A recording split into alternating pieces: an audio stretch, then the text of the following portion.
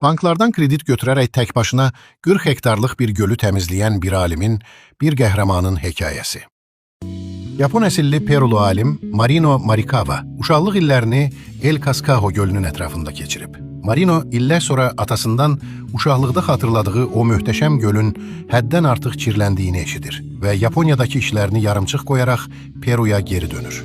150 hektarlıq göl artıq kiçilib 40 hektar olub, tamamilə çirklənib və dəhşətli dərəcədə pis qoxu yayır. Marino əvvəlcə göldən nümunələr götürür və yeni üsullar üzərində araşdırma aparır. Bu işlərini davam etdirmək üçün ona lazım olan maddi dəstəyi tapa bilmir və vəsaiti banklardan kredit götürür. O, xüsusi hazırladığı məhlulu çirklənmiş gölə əlavə etməklə və biofiltrlərdən istifadə etməklə yeni bir nanosistem hazırlayır. Tapdığı unikal texnologiyanı inkişaf etdirmək üçün Marinoya 6 ay lazım olur. Bütün bataqlıq ərazini təmizləmək isə 4 ay çəkir. Nəticədə Marino uşaqlıq illərində gördüyü təmiz və gözəl gölü yenidən əvvəlki halına qaytara bilir.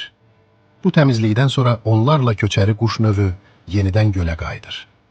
Göldə balıqların sayı da artır. İş gölü təmizləməklə bitmir. Marino Perudakı insanlar arasında təbliğat aparır. Könüllü insanları işə cəlb edir və başqa gölləri də təmizləmək üçün komanda qurur. Marino dünyanı xilas etməyə davam edir.